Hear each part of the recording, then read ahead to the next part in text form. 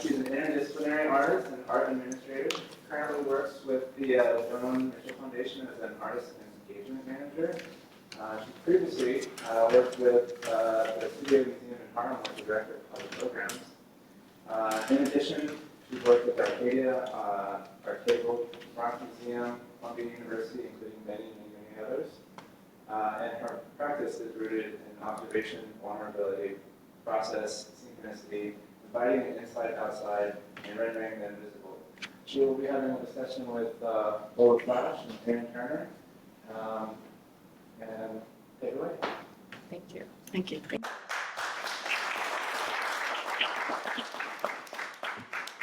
Great. Thank you. Because we have so much to cover, and I want to make sure we have time to do that, but also wanting to be very considerate of really, really impressive CVs and resumes that should be acknowledged and celebrated. Before we officially get started, I think this might be a nice exercise to ground, because sometimes we're intimate. This feels like we're in a living room conversation, so I want to lean into that kind of space and being mindful of the title of this program, which is Dignity Manifests in the Black Photographic Image. So before we start, I want you to just take a moment to have someone in mind that embodies that when you think of dignity, and in particular with the Black body, with Black leaders, with Black lives. Just have someone in the back of your mind, so as this conversation is happening, to honor them, but also to kind of reinforce the importance of kind of keeping models in mind in these really chaotic times. Okay, so acknowledging the importance of education and paying it forward at the Chappell Foundation. Before our esteemed presenters begin their offerings, we're going to start by exploring some key terms that shape and impact this conversation. Dignity is defined as a quality or state of being worthy, honored, or respected.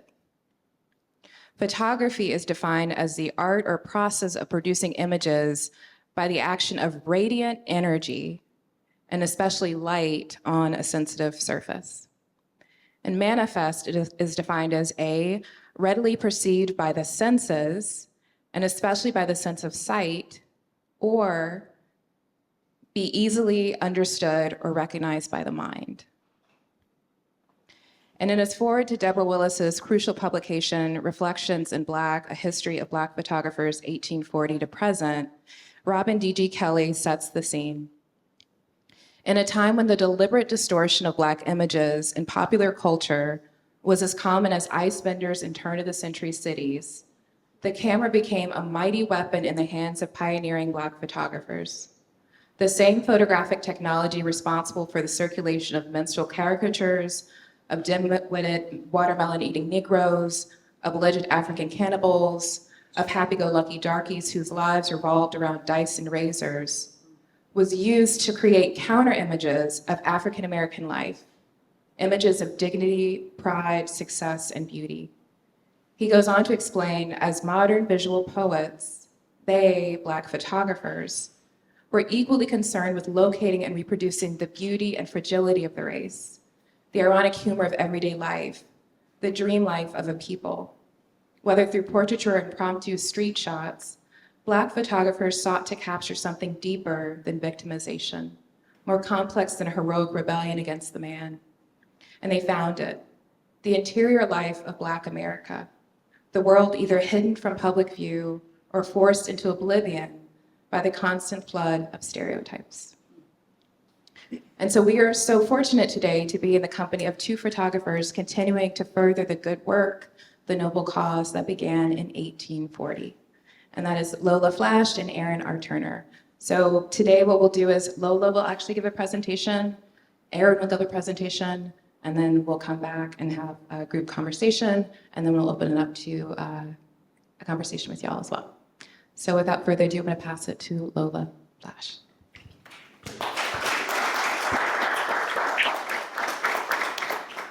Good morning, everyone, and thanks for coming. So I'm going to start off with, I'm going to kind of go kind of chronologically. So who's doing the slides? Okay, next, please. Can I just do like this when I'm ready? Yeah, all right.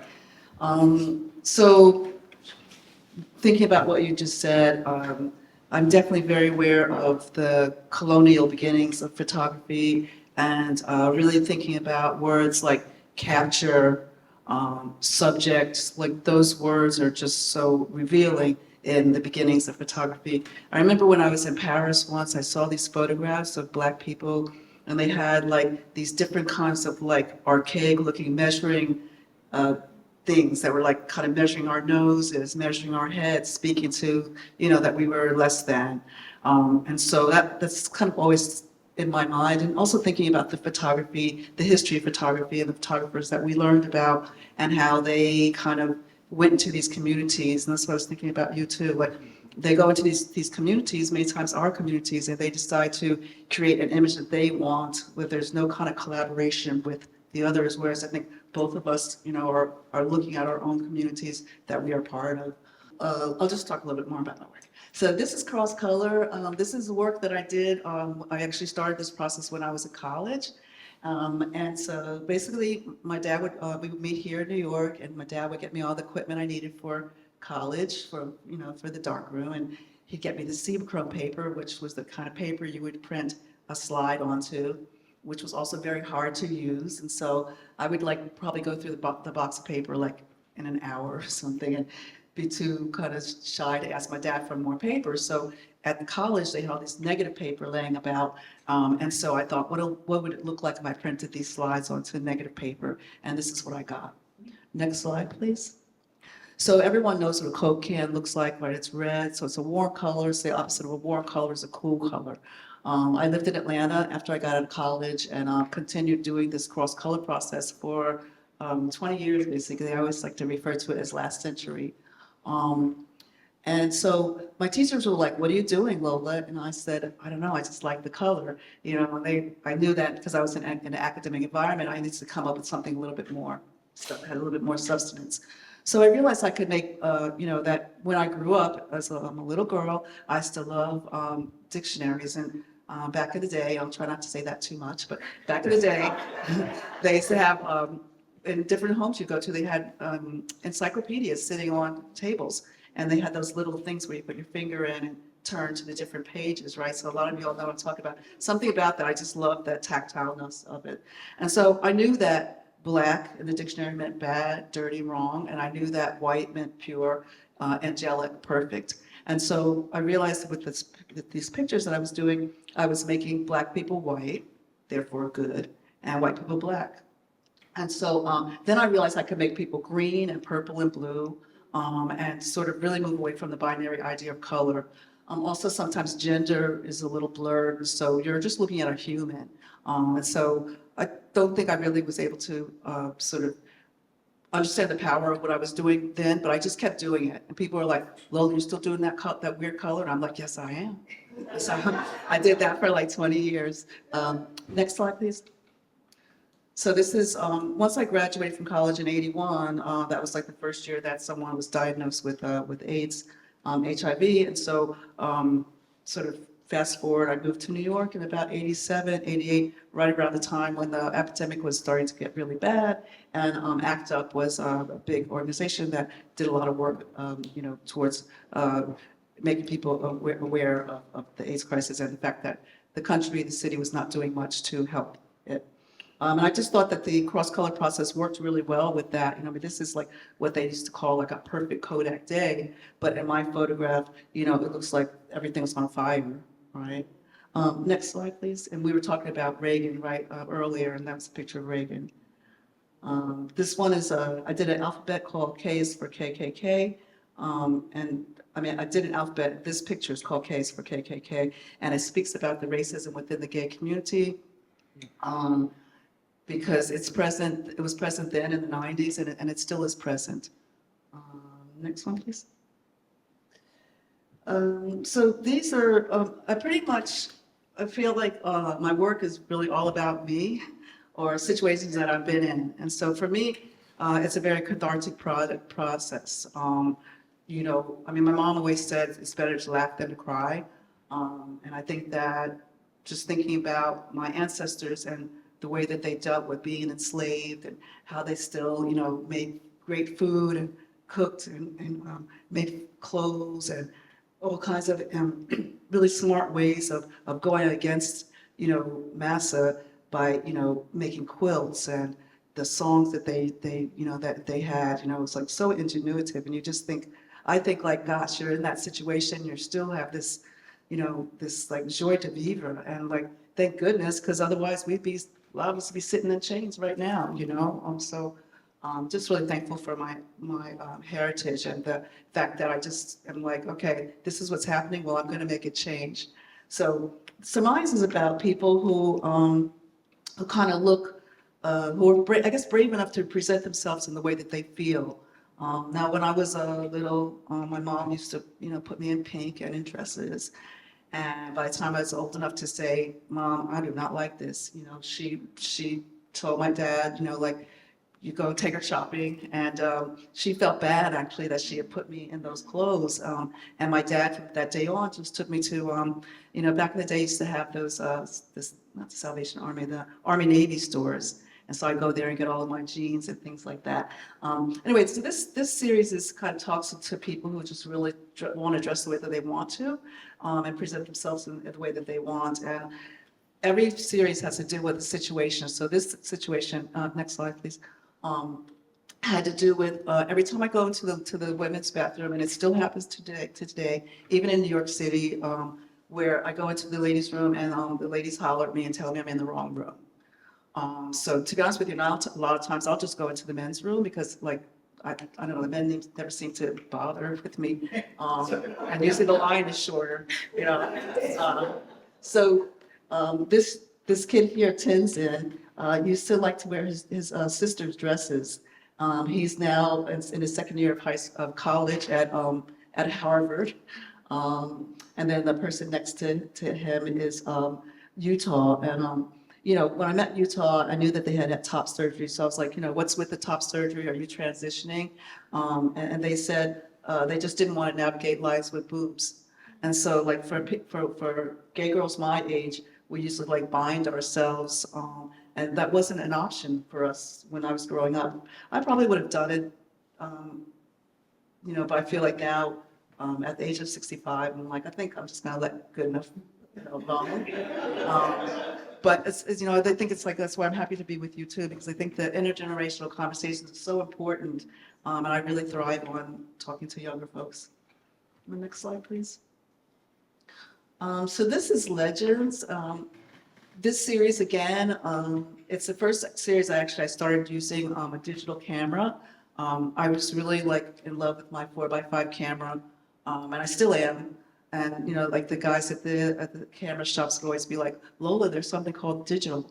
And I'm like, digital? What's that? Because I just love film. I think of myself a lot of times as like a kind of modern day Bandersy. He did like they said that his work was like the new Negro, and my work is kind of like the new gay, just looking at the positive parts of my communities.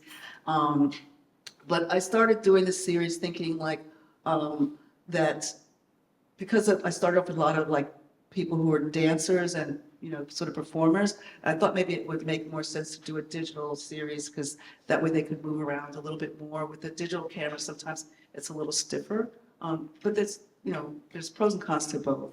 And sometimes I don't even know like how I did the kind of spotlight thing, but sometimes it's just kind of like, I don't know, at nighttime I think of these ideas and I wake up and I do it. I don't really sit around and think, oh, I'm gonna put a spotlight on them or whatever. It's just kind of I think it's part of the magic of photography or being an artist.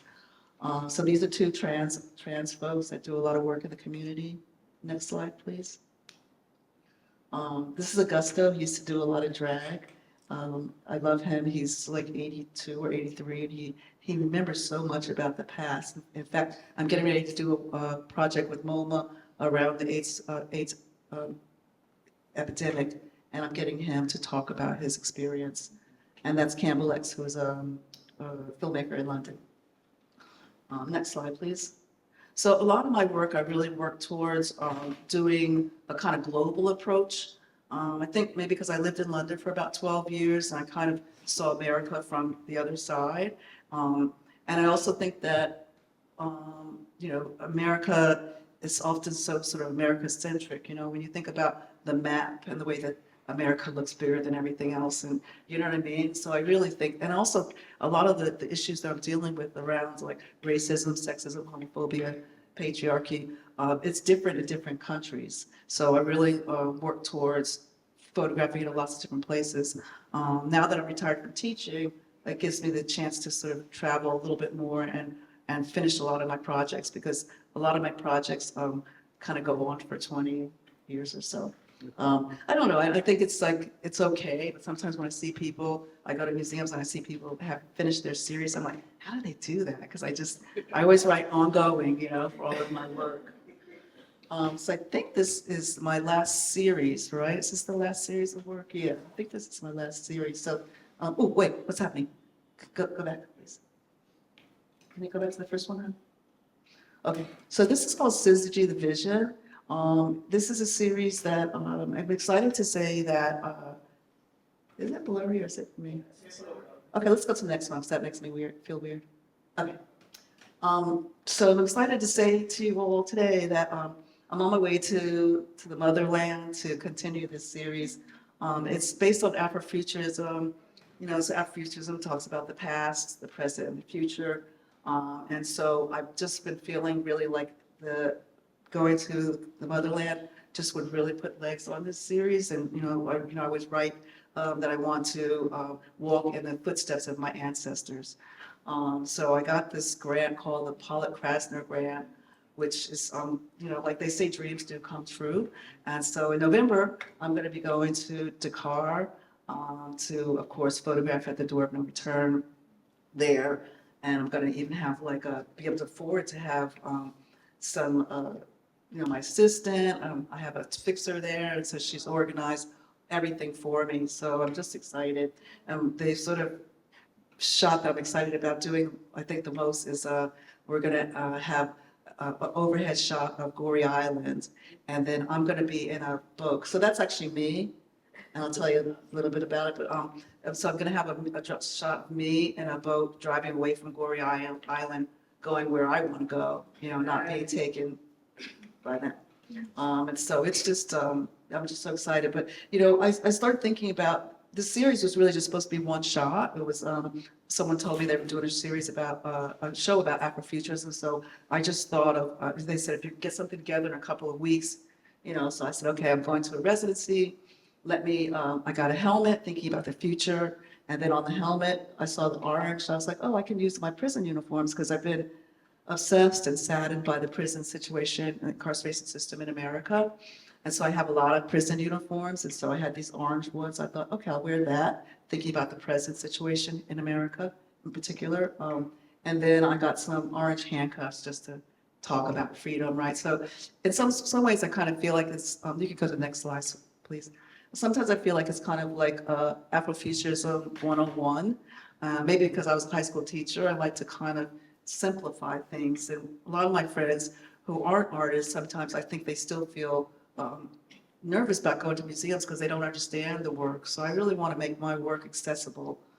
So it kind of goes, the story kind of goes and, sort of this happiness and joy to sadness. This one is sort of a happier picture.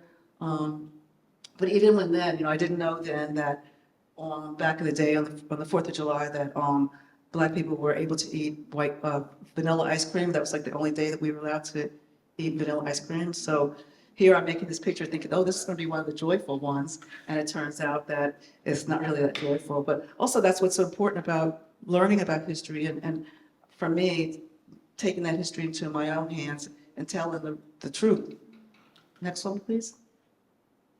This is a recent one I did. I was going to do something weird again, so I'm not going to look that way. Okay. But it's a picture that I took in Maysles. I have a show in Athens, Greece, of my salt ladies, which I'm surprised I didn't put that in the series, in this slideshow. But I have a series about older women that I've been doing for a while now, and so it's on view in Athens. If you have any friends going to Athens, Greece, it's at the National Museum of Contemporary Art in Athens. 20 beautiful photographs of my ladies, well, it kind of looks like painting, anyway. And so Maysles has this crazy, I don't, it's like kind of like rocks. It looks like sand, but it's not. It's kind of like rock. And there's a lot of stray cats. So, again, I hired someone who lives in Maysles, and we went out shooting. And she was actually a wedding photographer. And I guess Maysles is kind of like a place where a lot of people go to get married because the photos are so beautiful. So she kind of knew all the places I wanted to go. And so we were shooting, and then this stray cats, there's a lot of stray cats there, just came up and decided that they wanted to be with me, and I just loved their pose and everything. So anyway, there's lots of surprises, even if you think that you have everything set. So I'm excited to go to Dakar, and I'll be going to Lagos because there's also the door of no return there that I'll be going to. So yeah, it's just, I just feel so lucky and blessed. And I think the next slide is my last slide. Oh, okay. Sorry, I must have been tripping when I made that slide. But, I hope you enjoyed my talk, and if you have any questions, I look forward to.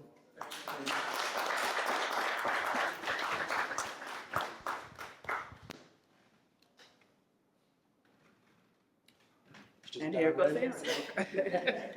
Thank y'all for being here. I'll just go right into it. All right. So the body of work that I'm going to talk about today, most of the time, is a series called Black Alchemy, which I started in 2014 when I was a graduate student at Rutgers University in New Brunswick. So that, living away from Arkansas, where I was born and raised, I kept thinking about the way that Black history was ingrained in me as a youth, and I was not in that environment anymore where that was constantly reinforced and just a part of the normal daily life. And so I was working with this 4x5 camera. I was usually doing documentary work around this time, but then I wanted to do something totally different. So I started putting these historical images from the archive up in my studio, and I was thinking about reflection.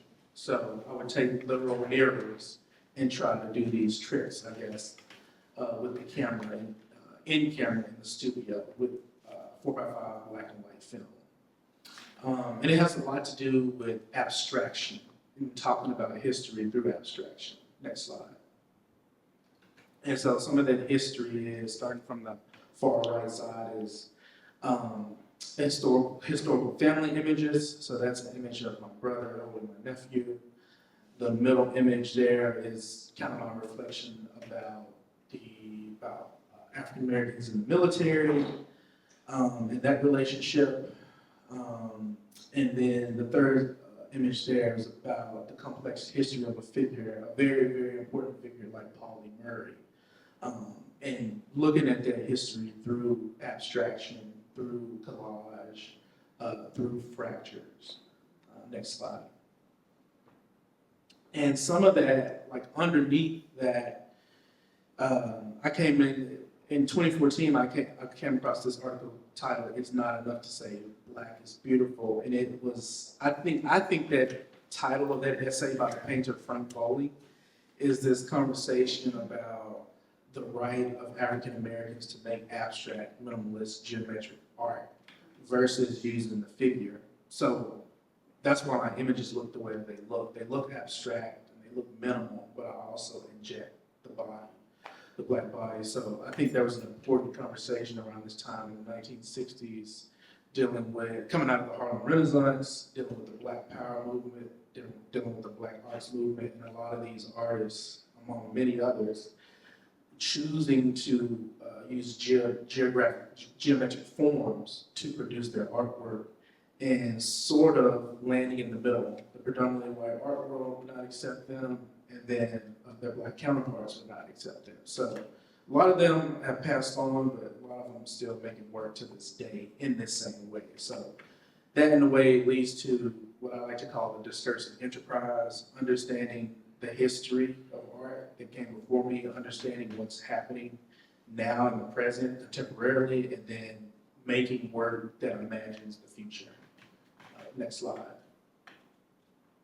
So What did I see in this one? Maybe in that center one, I'll talk about one. I had this idea for an image, and I Googled silhouette of a black man, and this is what Google spit out. But I think for me with portraiture, I don't really make that many portraits anymore. I go out and use portraits from the archive because I'm concerned about gaze. I'm concerned about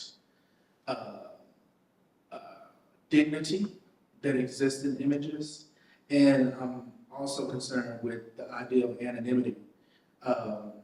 So thinking about, like, in a digital contemporary context, what Google thinks a silhouette of a black man looks like, but also that silhouette can be a stand-in for myself and other black men in my life. So next slide. Another thing that I came across, this was around 2017, 2016. I found out that Frederick Douglass was the most photographed person of the 19th century, at least in this hemisphere. There could be some other people that are being photographed a lot at the same time too, but about 160 images made him the most photographed person of the 19th century. So I think about that versus now, where we produce billions and billions of images, probably by the minute at this point. So I kind of think about that from a photographic history standpoint, but also trying to keep Frederick Douglass's legacy alive because he was used in photography so early on, so close to the invention of it, and to have that insight and to think about the future to make sure himself was photographed in representation of Black people, to dispel all those, what's the word I'm looking for? All those negative photographic depictions of Blacks at this time. And another reason I keep photographing this image, or just repurposing, reappropriating Douglas's image and keeping it out there, is because I did not learn about this during my photographic education. So in a way, I'm trying to educate others about that history and just keep it alive. Next slide. In some ways, I do that. I had this exhibition at Lightwork. It ended up on the front of a contact sheet. And then I had that same image commissioned and made into a daguerreotype. So going all the way back to some of the first photographic processes, and what's what I'm looking for, reproducing that image in as many 19th century photographic processes as possible. So that's what I was doing here actually at the Penumbra Foundation last month, and I'll continue to work on that. So next slide. And this is another example of that discursive enterprise that I was talking about. So being aware of Frederick Douglass's use of photography and likeness in photography, and me taking that daguerreotype image, the digital image from the Met, which this is from their collection, and then going through my process where I filter things through my series Black Alchemy and making new images with Douglass's likeness. So I was in this show called Called to the Camera, 150 Years of Black Studio Photography at the New Orleans Museum of Art. And it was amazing to just walk into that show and see the original image that I had appropriated, and then you walk around the corner and there's the image that I had made present day. So that's a lot of the reasons why I do what I do, to be in conversations with other artists, but to just show the lineage and just time, about just the origin of things, and trying to say there's no limitations on images, I think. Next slide. And then also with Douglass's legacy, I don't want to forget about Anna Murray Douglass, his first wife. And so I had an image, I created an image of her through Black Alchemy and had that also made into a daguerreotype. So she played a vital role in Douglass attaining his freedom and being able to do what he did early on in his career. So there's a lot of gaps in Anna Murray Douglass's history. So about like that, trying to fill gaps and imagine the future, using history to do that, and acknowledging the lack of that exists, but trying to do my job as an artist and not forget, call those things out, but also not forget people who are pivotal. Next slide. This is a book I have titled Moves from the Archive. I think it came out May 2022, I think. And so again, it's just Black alchemy. It's self-described in the title. Different moves that I make as an artist from the archive. In that cover, there is like a trifold out, so there's a couple of images that creates a symbol that is almost like a musical notation that is very special to me in my studio practice. Next slide. I think this might be my last slide. So again, I very rarely show up in front of the camera, but there's an image of me. That projection pattern over the top of me is about artificial intelligence. So things like CCTV cannot pick up that pattern. But then thinking about a gentleman like Niger Parks in the image next to that, who was accused of a crime and was identified as the suspect through artificial intelligence software by police, but they had the wrong person. And so thinking about, as a person who uses photographic technology, I also have to acknowledge the flaws of photographic technology. Again, thinking about what made Frederick Douglass the most photographed person of the 19th century, so those positive highlights of the use of photographic technology. But I think now we have a lot to talk about in terms of artificial technology wrongfully identifying people and sort of sending their lives into turmoil because of faulty technology. And there's a lot more to that, but those are the things that I like to look at and filter through my project, Black Alchemy. So I think that's the last slide. All right, thank you.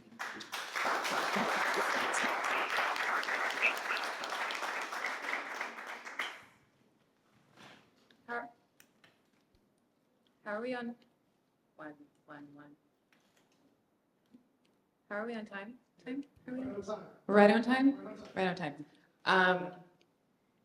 After this slide, is it the comparison where Lola and Aaron? Yes. Yes, okay. So before we go into questions, I think this is a treat. Hopefully you think this is a treat, because often in artist talks, artists just talk about their own work.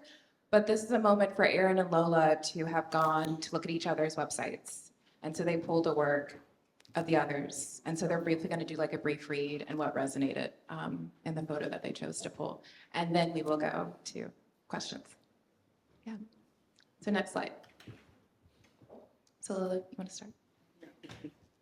So missing from these two pictures is like maybe about a paragraph, and each of the women talk about their experiences with, I guess, history. And I thought, so it's really different from the work that Erin just showed you. I felt like I haven't seen any of the work in person. I felt like it was really hard for me to decipher. You know, some work is just really hard to see, and that these portraits are so beautiful and kind of easier to read online. So I actually have the Frederick Douglass. I have like a poster, I think, with the contact sheet. They sent a poster. Okay, I've had that. Yeah, I've had that in my house on view for a long time. Yeah, I meant to tell you that. And I love what you're doing there. And I think it's always amazing to hear artists talk about their work, because then you're like, oh, now I get it. You know, even someone who is a art educator, artist, sometimes it doesn't all click in. So that was wonderful. But yeah, I just love these photographs because I guess it reminded me of the portraits that I'm doing with my older ladies. My mom divorced my dad when I was really young, and so my grandma took care of me a lot. And so I think I always knew the power and of older women. And in fact, one of my friends, I do water aerobics, and so it's mostly during the day, so it's mostly older women. And they don't think I'm like a baby. I'm a senior citizen. Thank you very much. Because they're like 75 and 85, so I know they're older. I was talking to them about one of my friends, and they were like, do you have any friends your own age? It's like, because there's something about older people that I just love, and I think that our society, I think in the African-American society, we've always known that. And I see, like when I was teaching my kids, I see that some of our culture is kind of moving away from that. due to people having to work 3 or 4 jobs, and there's just like a lot. But for me, that was like being around, like I grew up growing up in Montclair, like I remember I was like throwing a snowball at someone, and Miss Jones saw me, and she called my grandmother, and I had to call up Miss Jones and say, no, that was wrong, I'm sorry, I did that and everything, you know, so just having this community is so important. So I just thought that I loved this series because I love the beauty of them, and also just reading about their stories. Because I think, again, a lot of times we have older people in our communities or in, you know, around, but we don't always ask them like their story. We're so busy with our busy lives and exciting things that we're doing. So I think that's one of the things I just loved about reading about their stories, because you just don't know until you ask them, and then they, you know, they have a lot of experience in life. So that was where I really thought about this particular series. But now, again, hearing about the other work that you were doing, I love that too. And I'm glad I was able to tell you I have some of your work at my house. Appreciate that. All right, yeah. Lola, I love this series because it reminds me of what I'm trying to do in my work. And maybe one of the things I forgot to say is that I love to create meditative spaces. So you can imagine about the future, and that's what I see directly in this image, in this series as a whole, and to read about the layers of, you're trying to talk about incarceration, but also imagining the future. I look at this, and I obviously think about astronauts and constellations and space, and I think that's such a universal ideology as well, but not always artists feel that they can sort of latch onto those things or take those things and imagine their own landscape. So that's what I see in that image. And I can see myself as standing in those images too. That's how open they are. And again, I don't normally end up in front of the camera, so I admire you getting in front of the camera and being representative of all of these different landscapes and stuff like that too. So that's what I'm seeing in that work, but mostly like a meditative space. It creates a meditative space where I can imagine not only the things you're interested in, but also the things I'm interested in too. Well, good. Well, you know, the reason why I'm in there is because I did a residency in Woodstock. Mm-hmm. And so I kind of had gotten all the stuff together, and I was kind of thinking, like, who am I going to photograph? And I mean, Woodstock is a great little town, but there aren't many Black people. So I was like, okay, I guess it's going to be me. So it's just interesting how, you know, how work happens. And then all of a sudden now here I am, like, you know, being the model. And I think another thing is like about the cowboys too, Mm-hmm. you know, bringing in because I had my family in Philly, they had horses, and there's like a whole kind of culture of, you know, Black people with horses in cities. And now it's kind of not as easy because space is getting so hard. But yeah, so I think I believe that we will be free in the end. Okay, so now we're gonna go into like a back and forth question answer with Lola and Aaron. I don't have a clock, so please, if we get to a point, you can give me a holler shout. Let's move it along. So first question. During the planning of this program, we talked about some foundational language, and Lola, you were bringing this up, within photography. So how many photographers are in the room? Cool. So this is gonna be like an education where within a lot of sectors, there's the speak of the group, and everybody else outside the group is like, what are you talking about? This is a moment we're gonna kind of pull back. There's some foundational language within photography that is in direct opposition to what your respective work represents and illuminates. And illuminates is an intentional word. Take, trigger, capture, subject, shoot, shot, headshot. Those are all like basic photo terms. Can we unpack that a little bit? And so in doing that, how could we frame or focus differently? Well, many of those words are very problematic, and like you were talking about, like the minstrel shows and all those kinds of things. for me, I make sure that when I'm doing my portraits, that it's a collaboration. When I show the photographs of different folks, it has their name next to it. You know, it's not just like Black woman. And often I collaborate. So my older lady series, which I don't know why I didn't show that you all, but anyway, it's on my website. When I go to their homes, I'm like, where do you hang out most? You know, like if they like cooking, sometimes I photograph them in their kitchen so that it feels like they're really part of it and they're in their happy space, so to speak. Capture is like my biggest one that I just really hate, but I do still use the word shoot. And I don't know, like it's just, I know like Dalvin Bay, he doesn't like that word at all. But for me, I guess there's just some of those words that, I mean, Malcolm X said it best, you know, like in order for us to be free, it's like we have to change all the words in the dictionary, basically. So I think it's just really just being aware of the history and, yeah, I mean, I kind of just, those words are so wrong. So I really work towards not saying those words. If I say them, I didn't mean to say that, you know what I mean?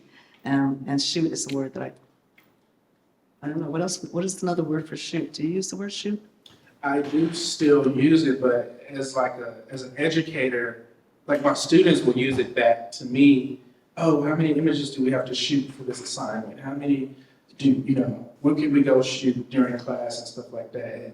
And in those moments, when I have the educator hat on, I purposely use a different word. Sometimes I use shoot, but I use the terms like making images or collaborating on images. Think about Darryl Bay. One of the reasons he was using that 4x5 camera is that you're not putting the prism to your eye. You can actually step outside of the camera and look the person directly in the eye. And that addresses power dynamics with photography, I think, which we still have to talk more about, especially with portraiture or going into communities and photographing people. So that's what I think about. I try to think about making images and collaborating on images and try to keep that terminology at the forefront. But also, I think those terms are problematic in here as well, because you can think about the idea of like being a target. I think a lot of artists try to address this in their work and they do a really good job at it, but it's a different thing of like making artwork about it and just like experiencing it in everyday life. I think a lot of people can relate to like being a target if they enter an environment or if they're in a place where there's a lot of people that look like them, just all kind of different scenarios. So that's something I try to like correlate to like the making of art, but also like real life things that we experience. But the art is just a way to like filter all those ideologies and start a conversation about that type of stuff. And sometimes I think about, for my work, it's really about, showing the beauty in folks who always don't have that choice, like in the media. And so sometimes I think of myself as like a kind of like, maybe, in hindsight, I think like I was kind of like a therapist in some ways. So, you come to I go to your place, you come to mine, and I'm photographing you, and you're thinking about how beautiful you are because Lola Flash is there to photograph you, and so for those couple of hours I'm there with those people, they can be thinking about how beautiful they are. And then like talk about being a target, the next minute when they go outside, they feel that target on their back. And so it's back to kind of like life as usual, so yeah, so it's so sometimes people are like, how do you get those looks on your face? Well, I think partly being a teacher, sometimes the skill of like, when you're a teacher, you have to kind of like know like, okay, this kid I gotta holler at, this kid I need to whisper to, and so you have to sort of figure people out kind of quickly.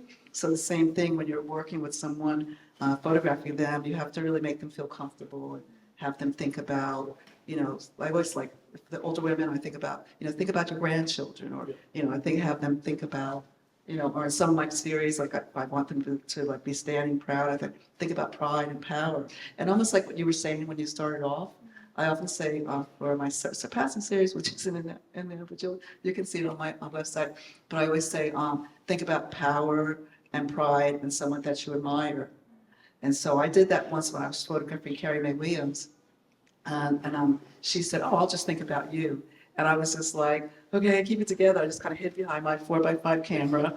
And I was just like, but it was kind of a cool experience. But yeah. Thank you. And that's actually a nice transition into next question in terms of before looking ahead, let's Sankofa. And so Sankofa, for those who don't know, it's kind of the idea of looking backwards in order to look forwards. And call in the ancestors, which I think we've already been doing, but we'll be intentional about it now.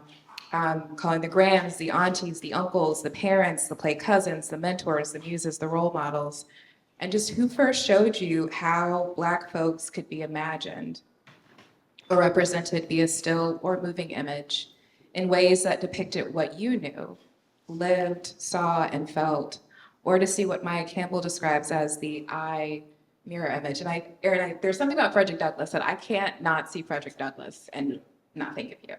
And there's something about, there is that mirroring of like, and I think both of you have been, alluding to, in you I see me.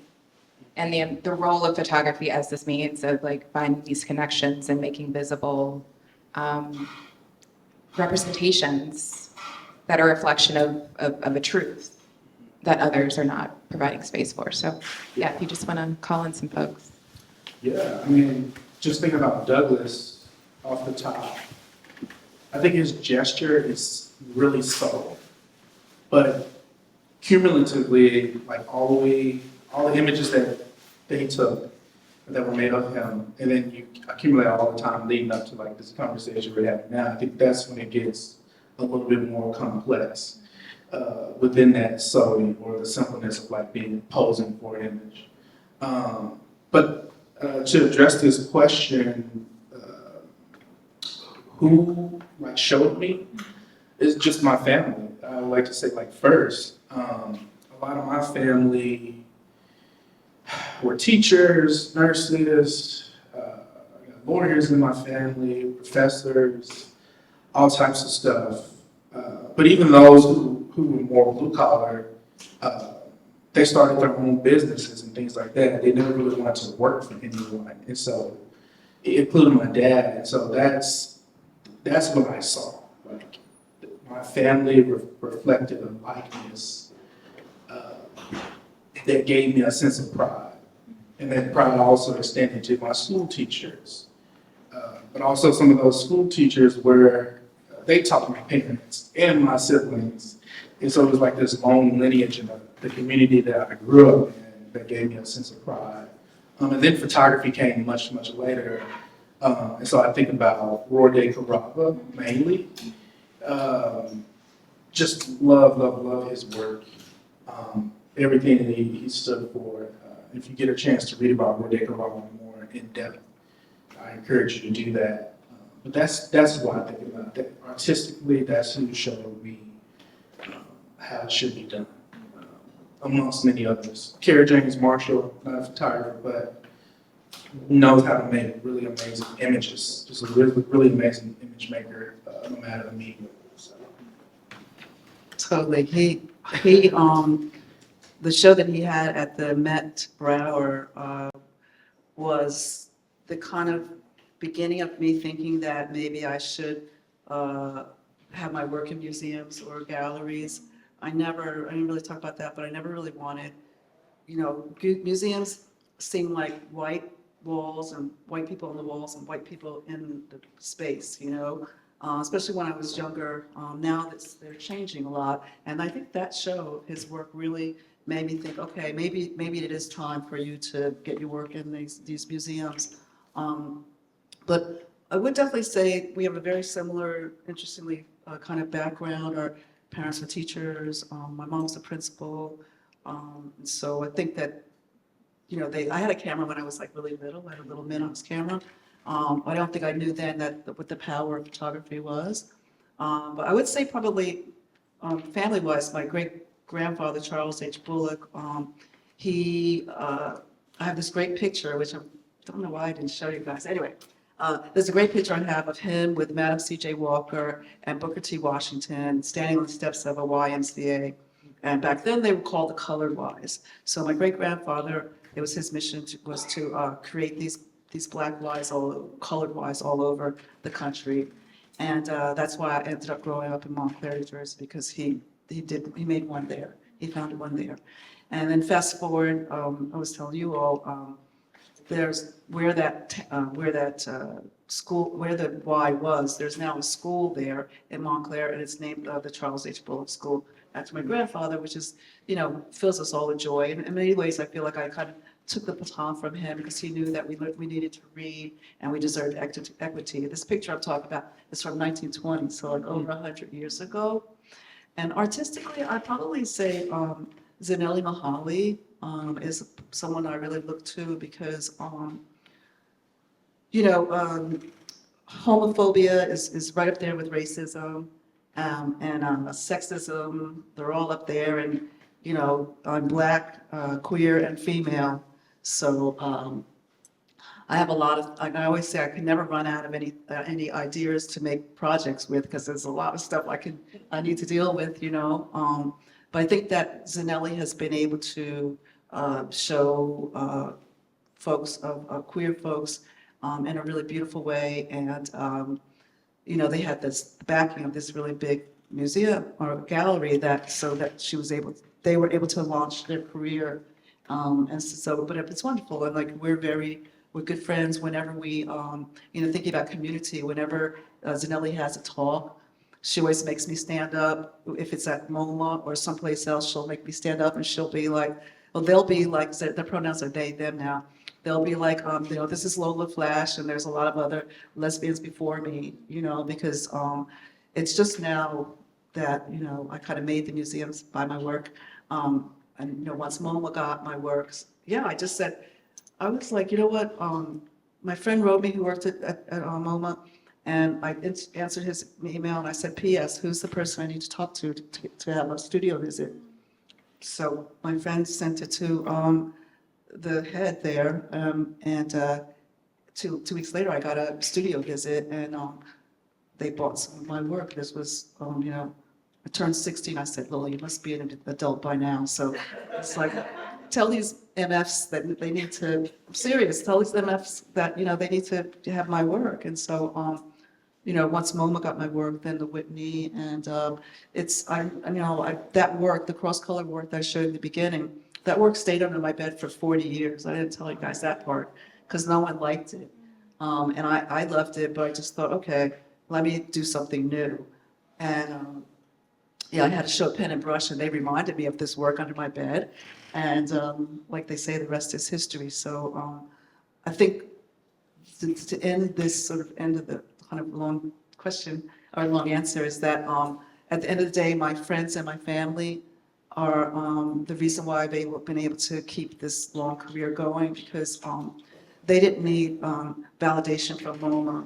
They knew I was a really great photographer, and they'd always be like, this is Lola, she's a photographer, so the people are my crew of people. So every time I get an acquisition, as a friend of mine, Jeff, calls, I'm a butch that cries. I cry all the time, because I know that without them, someone relate over here? But I know that if it weren't for them, I wouldn't have been able to continue because, we just don't have, we're starting to get more and more support. There's more places like this institution, that are creating places for people. I mean, I'm like, man, I wish I was a younger artist because there's so many more opportunities for younger artists, for younger Black artists, for younger queer artists, to get that kind of mentorship that they need. And luckily I'm actually in a place now where I can be that mentor. So, I didn't get it on the way up, but I'm giving it on the way out. We only have 2 more minutes for this segment. Really? Yes. Okay. Try to be shorter with the answer. It's hard. Okay. Okay, we'll be future focused. So we'll do this in 2 parts. So one, Lola, you were kind of alluding to this, and I'll do this. Okay, we're gonna wrap with the. Okay. We build stories. We have a flow. Okay. But I'm gonna call a friend in, so I'll pick that question. The Black body is present and often the centerpiece anchor of your works. So often our bodies cannot just be in rest and quiet at peace. They, and by extension, the photographic object, take on the role of icon, symbol, message, meme. In Legacy Russell's analysis of the documentation of Tommie Smith and John Carlos's 1968 Olympics medal stand protest, Russell notes how Smith, in talking about the life of the action and the afterlife of the image, makes known the tension between the visibility and representation, underscoring the haptic nature of listening to images, photographs with sonic utterance. It was a cry for freedom and for human rights. We had to be seen because we couldn't be heard.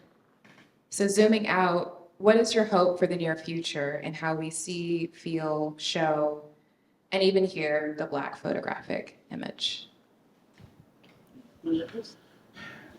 Maybe just in short, I'll probably talk about this more, but just sharing more of ourselves, more of our individual stories, because I don't think that always finds a way in there. Sometimes things get put in a monolith and they encapsulate all, but it's more unique and more individualistic than that, which all those individual amazing stories that are represented by Black photographic images equal into that whole voice, that whole vision. So that's my hope, for just to see Black images in more places and to hear and learn about more individual stories within that.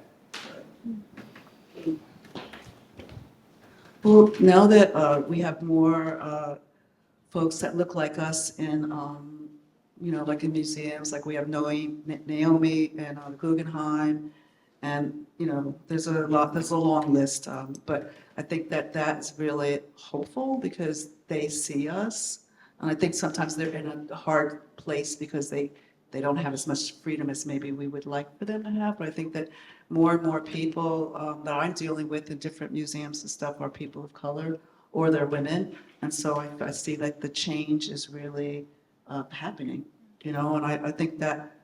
Bless Mr. Floyd, I think that a lot of the change that I see is to do with his death, his killing, and I think that everyone had a real wake-up call.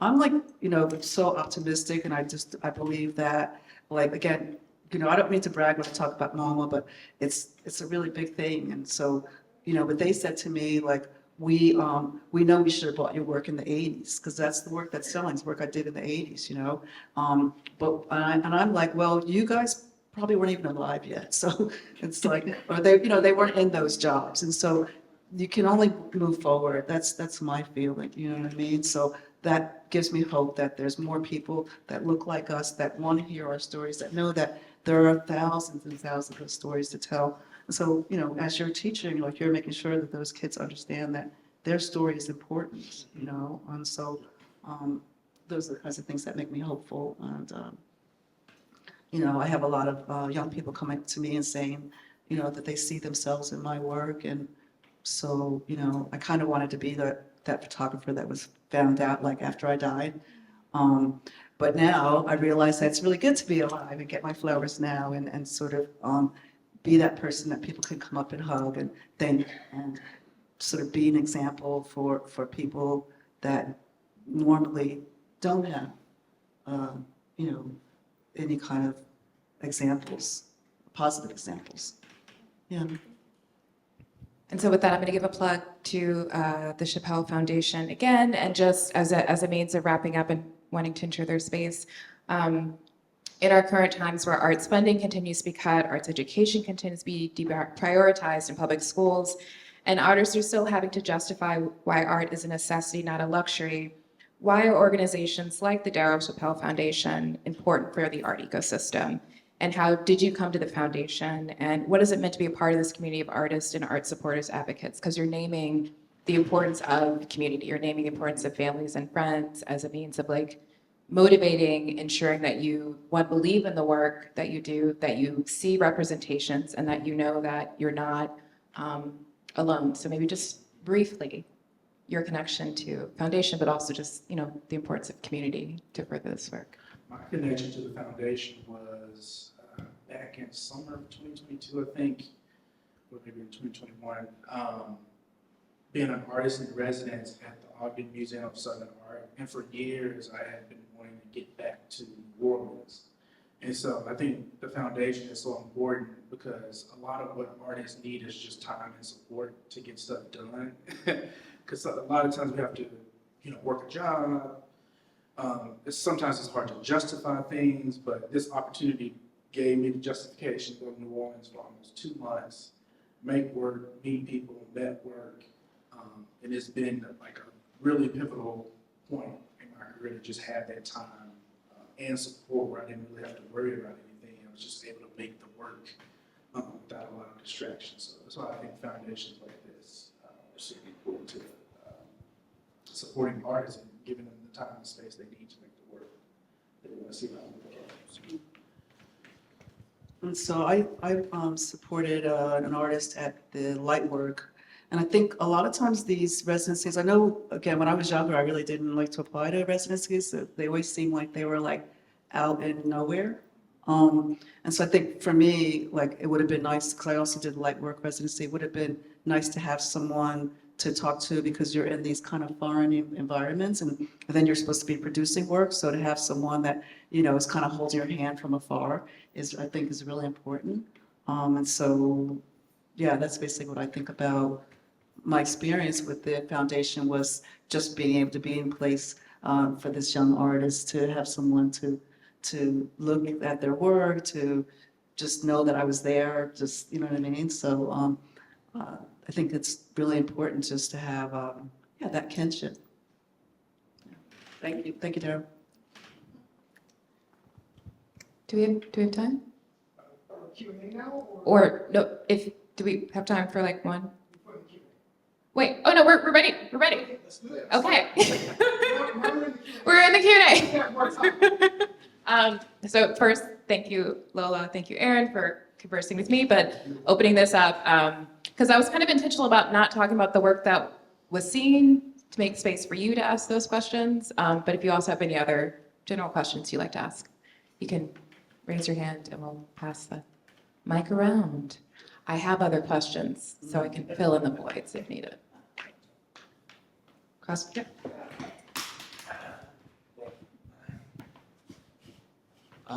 So in addition to the value of the Black body having a positive representation in your work, I think acknowledging the value of history, as clearly you guys discussed today, of the photographic medium is also really important as a place of where you're starting your intellectual investigations into how you're approaching making your work. And I'm just curious if you see the colonial history of photography, if the medium ever can escape that and we can start from something, if photography ever has the ability to escape the kind of colonial documentarian aesthetics and ideas. Yeah, sure. I think it's, I think us artists are just deconstructing the world. And so each picture is, like a testament to how the tool can be used in a different way and tell our stories in the way that we want them to be told. I think what's interesting for me is like a lot of the young artists are multimedia artists. Like a lot of young artists don't say I'm a photographer, or a painter, And I think I love that kind of, because I was always like, I'm a photographer, and that's how we were taught. But now there's much more sort of interdisciplinary, like I know where you study, it's much more interdisciplinary. So you kind of think of something, like you were saying, like your work, you think of something and then you think of what tool is going to be the best way to talk about it. So that's kind of, I think that's interesting. But I think, every time we pick up a camera, we're messing that up, Yeah, every time we pick up the camera, just the fact that we're being artists and making work addresses that. Maybe you could talk about like how much of an impact it's making, because we still got like economic stuff going on.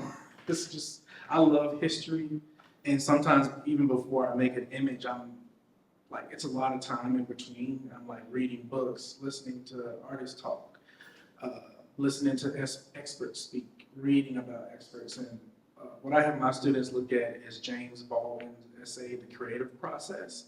And it talks about the role of an artist in society is so much different than what a politician's role is. Like artists have a very unique voice and a very unique position that we can speak from, that it's almost more direct way to speak than any other way we engage with one another or through society and stuff like that. So that's a really good essay that I encourage my students to engage with and to understand, like, what is it that you're after as an artist, and to know that being an artist is actually a pretty important thing to do. And we have a very specific role to play in society. So I try to think of it on that level. Yeah.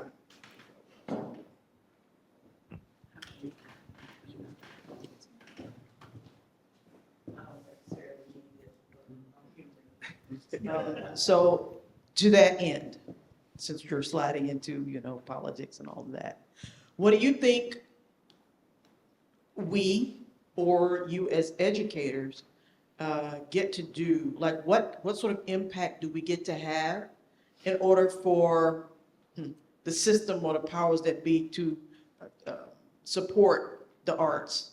Again, I have seen all kinds of programs being cut out here in New York City, and it's pretty disheartening. Yes, we can send the students to, Penumbra and other, Harlem School of the Arts, et cetera, but I know from my own experience, when I was coming through school back in, and that was very important. Like our parents were like, no, you're gonna go get in the band, you're gonna go sing in the chorus, you're gonna go learn how to, draw, take pictures, whatever the case may be. But that doesn't really, but that was supported also by the educational system. So what do we get to do to kind of get the powers that be to kind of, I don't know, even give it a thought again? You said that you have a class, but is that an all-day class? Is it one per day? Like what do we get to do to kind of support that, or get the whomever to push energy back in that direction? I mean, I'll start too. I'm gonna jump into like this. I've been like an arts worker my entire career, seeing a lot of spectrums, and I think this is a moment to like reflect on history and not try to exactly mimic what was done, because I'm thinking about the 1968 was like a pivotal year for the arts, and that was a moment where the Student Museum was founded. That was where the Museo del Barrio was started. I think there was also, maybe one of the Asian American Museum, or there was an Asian American Council that was started. So there's this moment of like, I think collectivity is really important. So when intersectionality became a term, it's like the idea that the issue is we do a lot of this work in isolation. And it's actually, often there is something about a coalition where it's a recognition that individual communities can like push the pendulum a certain amount. But I think it's recognizing that we all have different types of power within our respective communities that need to be activated. So for me, I often do look back at what was so significant about 1968 and how did that happen? And it was like educators and activists and artists and parents and just the person who likes to stay busy and the person who's like the schmoozer, like everybody like recognizing we have the tools. I think often maybe there's not enough people who can see the bird's eye view of who has the skills and bringing them together. But this country's in cycles. And I think I'm mindful of the history too, where it's like, we do not have a Department of Culture on the federal level. So inherently, I think we also have to recognize it is always going to be a struggle to affirm our value, but we also have these moments with the NEA, of defunding, refunding, and it's because people actually do say we need it. And I think artists do play a seismic role in that, because you continue to do the work and you infiltrate the minds of the young folks. That's not a concrete answer, but I think it is actually important to see what models have worked before, because I think they do still work, but now we have TikTok and Instagram and social media, so those are actually the tools that young people use to learn about art. And I think rather than dissuading them, it's actually leaning in. And I think the pandemic was a moment where a lot of museums actually like, oh wait, we do need to have an Instagram presence. Oh wait, we do need to lean into it's meeting the publics where they actually are, as opposed to still wanting them to come into the white cube, because that's intimidating. So I think it's actually a multifaceted approach. That's the admin, so I'm like, that's different lens. Yeah. I'll add that I'm on the board of an organization called Clear Art.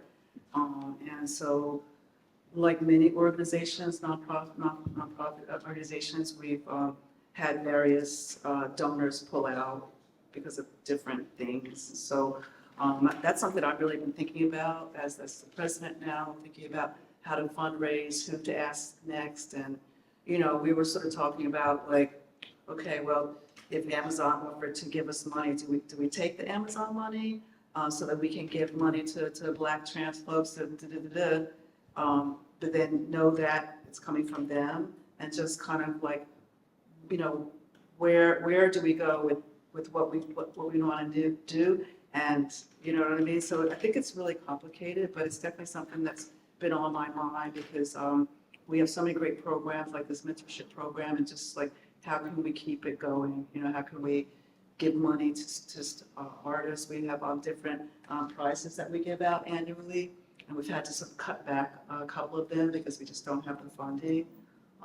I know, just like in the public school system, I used to be a high school teacher in Brooklyn, so I know there are little pockets where principals are really love art, and like, you know, are really make sure the kids are getting it. But then I think there are also principals that don't really care about it. So it's a complicated issue, and, you know, crossing the fingers isn't going to really help. But I'm always thinking about where can we get funding from next, and what's the allegiance that we want to hold. Yeah, I just want to echo what Daonne and Lola have already said. It's pretty much just that, because I mean, every time you look around, some type of funding is getting cut. I work at a university, and every year the budget gets smaller in some capacity. All the different places that I worked, but I feel like abroad artists are treated differently than they are in America. There's a lot of American artists living abroad for that very reason. From all generations. So it makes me think about the jazz movement in a lot of ways, but so a lot of artists are still opting to do that. I've been involved in some grant writing recently because I want to see certain projects become a reality, and then you step into that world and it's like, you realize all the work that goes into that. The lack of opportunity, even within that, is a small window, is only a couple places to get really, really big pots of money from. I guess one of the good things, I mean, every time I look up, the Mellon Foundation seems to be giving out money a lot. So I've seen a lot of good projects funded through that. But I think you just have to have a desire. Like, artists have to have a desire. Those organizations who support artists have to have a desire to go after and to seek out ways to keep this stuff going. Because there's a lot of places that have disappeared. There's a lot of places that are really supporting artists and doing great work that are struggling to hold on. So it's just so complex, every which way you look at it. And I look back on my own trajectory, like, how did I get here to this point in this room? Because there's definitely some times along the way where I was like, oh, I should just go and like do something totally different. Like, I can do it. I haven't gotten too far into it yet.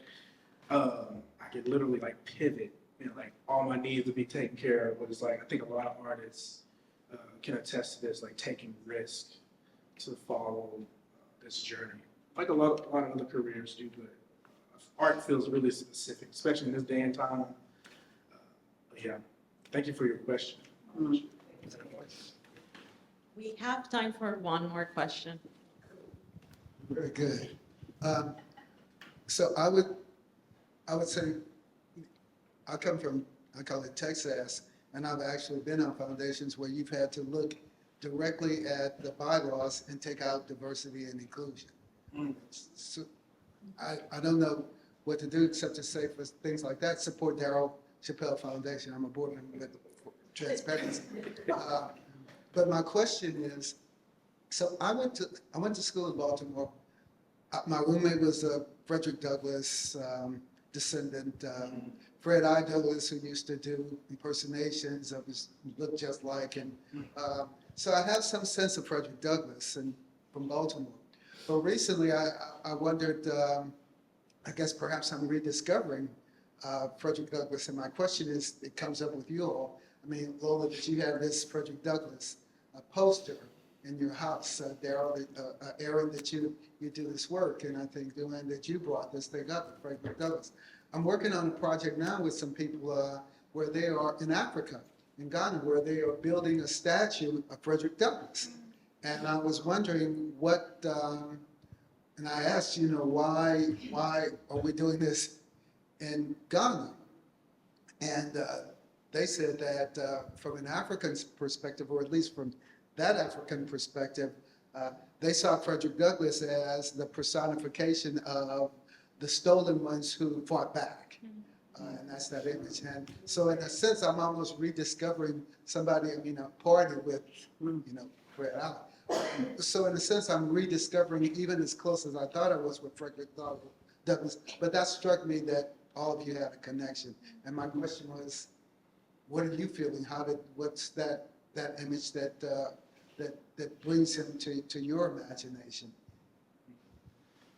Yeah, I think for me, just archival, like digging in the archives for me. I used to think I was going to be a photojournalist. Before that, I thought I was going to be a historian. And before specifically photojournalism, I thought I was going to be a journalist. A history and generating history, disseminating history has always been important to me. And again, back to this technology of cameras, like how fast it is now. We're inundated with so much information. The archives allow us to slow down and emphasize certain parts of history. So in some ways, I feel like I don't have to go out and make an image all the time. I can find an image and then attach a meaning to it, my own meaning to the meaning and the history and the legacy that already is attached to it. So that's how I feel about Douglass's image. They're just powerful images, and to be able to observe those and disseminate those and to use those to translate that history and that intentionality, that's what Douglass's image means to me. Amongst a whole lot of other stuff, but I think, like they say, in order to be someone, you need to see someone. And to me, that seems like such a kind of current way of thinking.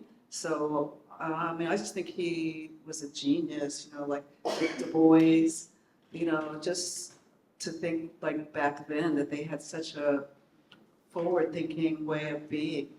And he obviously had love of himself to then wanted to be photographed, to think, you gotta love yourself to then be like, okay, everyone's gonna see me and then things are gonna get better or whatever. I'm sure it wasn't that simple, but I'm just kind of amazed and astonished and proud to be a Black person, to be honest with you. I think all those, I just really think all that kind of stuff is like flowing through our brain, our blood system, and that's how we create these works, by being able to, stand on these people's shoulders. And as someone who's now, older, I'm excited that people are standing on my shoulders now. So I think it's just like the progression of our traditions and loving each other and, making it a place where we all can be happy at the end of the day. Even though that sounds simple, I feel like all of our ancestors set us up for that. So I wake up every morning thinking, Does it show, to some of my question, does it show the importance of having the image that there are 160? well, especially because he was the one who wanted it to happen. It wasn't like some other person. Yeah, that self-initiation was definitely important. Yeah, yes, yeah. thank you for that question. Yeah. So I think, yes. Thank you, Lola. Thank you, Erin, again. Thank you all of you.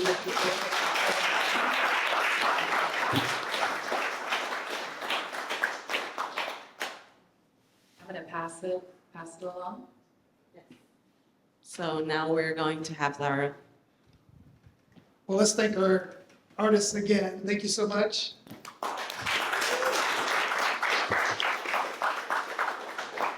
I get the question often, will it be videotaped? Yes, it will be videotaped, and it will be on our YouTube channel within 10 business days.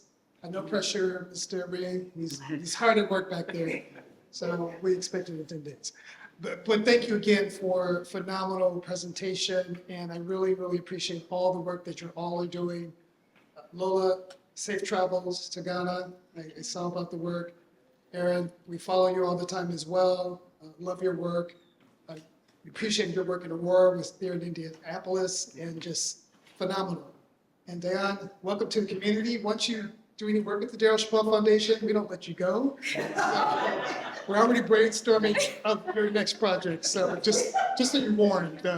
Ask Lola, I mean, she's been mentored, she's been talking to artist talks, and so we just can't let people go. Yeah. Great, well, thank you again. Another round of applause, please.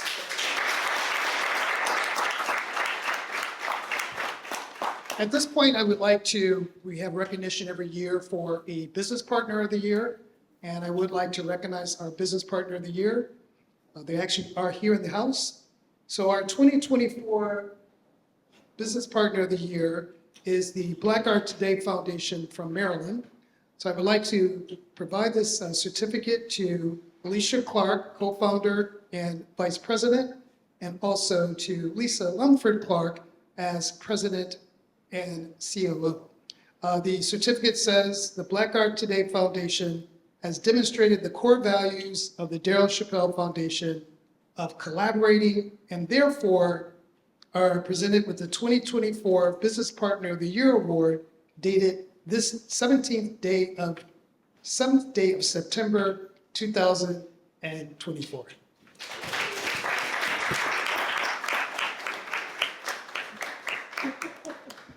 Thank you. Awesome. Thank you very much.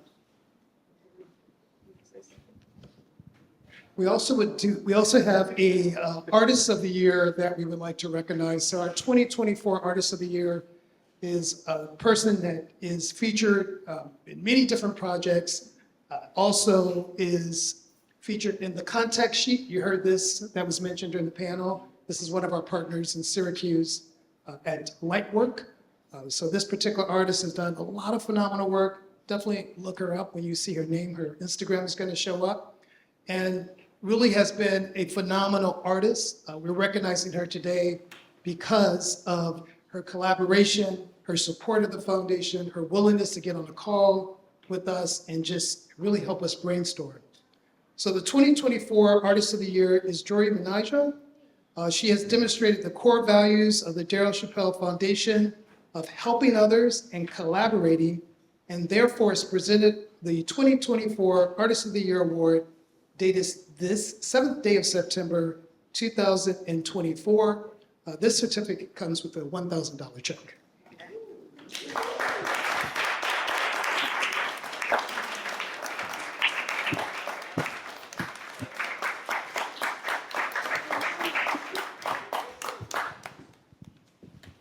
I'm going to actually hand it over to, I believe it's going to be Emmanuel is next. So Emmanuel is the officer treasurer of the foundation. He's been with us since the very beginning. We're very thankful to have him there.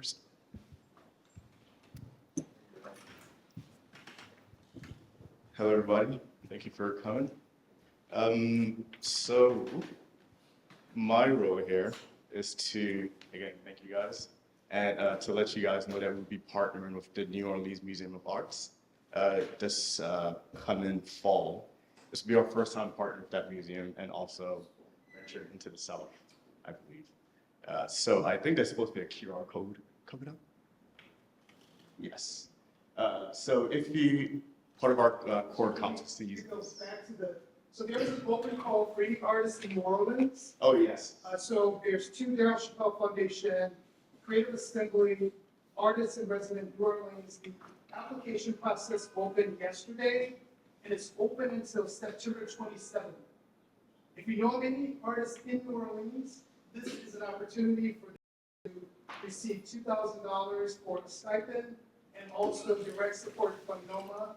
And they will also be provided with art material resources in addition to the stipend. We really encourage folks to apply. We take it very seriously. I'm traveling to New Orleans in 2 weeks in order to get the word out there in the community as well. Perfect. Thank you, Darryl. It's not been strict. And also, since we always appreciate feedback and always want to do better, if you take a screen of this QR code, give us feedback, let us know, what we did correctly, what we should improve on, and hopefully we do none of these in the future. And everybody else come. Thank you.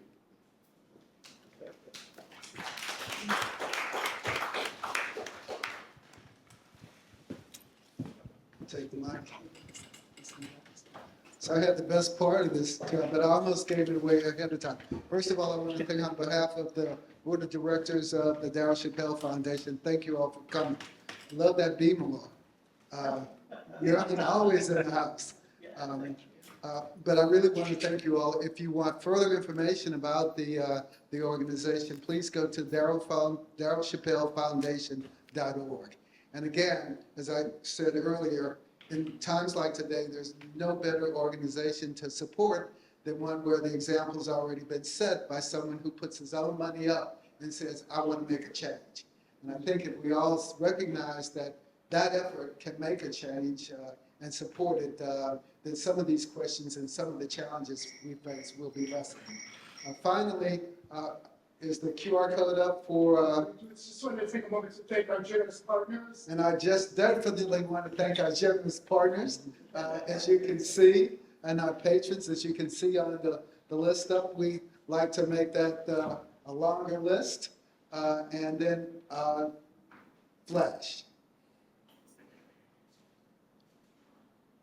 So you can see, I mean, if you look at this, I'm having to wait to even get to the flash because there's more support that we have, and more support is even double that and triple that, and we're even better to meet these challenges of today.